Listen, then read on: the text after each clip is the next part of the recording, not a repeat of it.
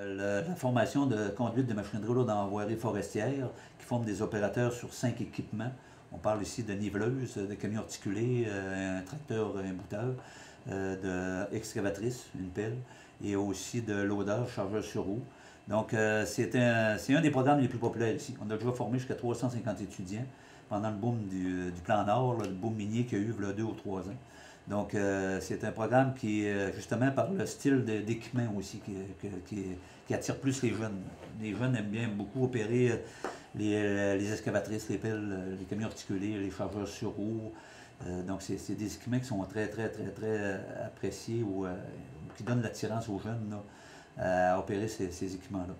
Encore là, c'est un programme de 630 heures qui demande des exigences de secondaire 3 en maths, français et anglais réussis. Et 630 heures, ben, c'est 4 mois. Donc, 7 semaines de pratique et le restant, c'est de la pratique. C'est quand même un programme qui est très court pour apprendre à conduire 5 équipements. Mais il reste que l'industrie sait que par la suite, ils doivent les prendre en main, continuer à les coacher, à les intégrer dans les équipes de travail. Il leur manque à des fois un petit peu de pratique ou de production, mais ça devient le rôle de l'industrie par la suite. Et encore là, nos programmes de voirie dans des terrains de jeu qui sont la réalité de l'industrie, car on signe aussi des ententes avec l'industrie locale, régionale, dans le but d'avoir des terrains de jeu qui se rapprochent le plus de leur industrie. Donc encore là, comme on disait dans d'autres programmes, l'étudiant, quand il a terminé la formation chez nous, est prêt à l'industrie, a vraiment vu les normes de CSST, les normes environnementales, les normes de procédures d'opération que l'industrie veut avoir. Donc, tous nos programmes chez nous ont été conçus ou fabriqués à partir des demandes de l'industrie. On l'a adapté à l'industrie. Et nos jeunes, ben, ils ont une longueur d'avance quand ils arrivent en milieu de travail. Ben, ils ont pas, comme on dit, ils ont moins de temps à perdre, puis ils peuvent commencer tout de suite la production et pour l'entreprise avec qui ils vont travailler dans l'avenir.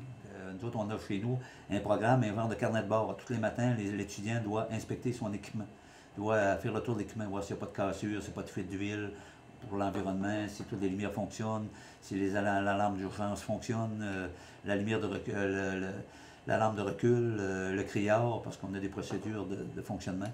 Il doit le faire tous les jours. Il participe aussi au changement d'huile, au changement des hausses hydrauliques, à certains entretiens de base.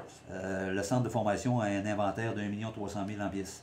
Pourquoi? Bien, c'est sûr qu'on a 140 équipements différents, donc pour tous les domaines, partant de la camionnette, du pick-up, aller jusqu'aux machineries lourdes.